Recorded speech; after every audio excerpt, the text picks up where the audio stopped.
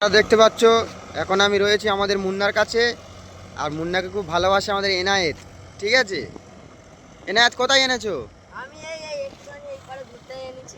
ও, বিকেলবেলায় মুন্নাকে একটু ঘুরতে এনেছো। আর মুন্নার খালি শরীরটা একবার দেখে নাও তোমরা।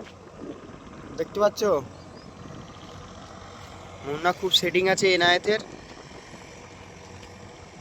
আর এই হচ্ছে মুন্নার সইস। তুমি ছাড়ো নাকি ঘোড়া? হ্যাঁ, ও,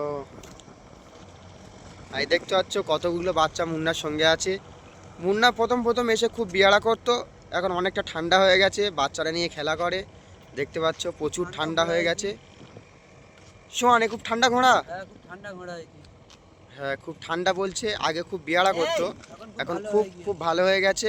ঠিক আছে, বাড়িতে যখন এনেছিল একটু বিয়াড়া করতো, এখন খুব ঠান্ডা হয়ে গেছে। দেখতে পাচ্ছ, মাঝে মধ্যে ছাবালা উঠে উঠে চড়ে, কিন্তু ঘোড়া কোনো বিয়ারা করছে না। দেখতে পাচ্ছ বাচ্চারা উঠে মাঝে মাঝে চড়ে, কিন্তু কারোকে কিচ্ছু বলে না।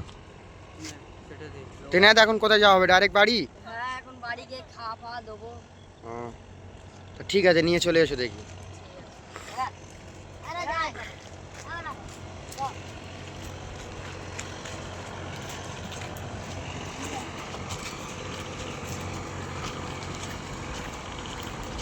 দেখতে পাচ্ছ মুন্নাকে নিয়ে এখন বাড়ি যাওয়া হচ্ছে।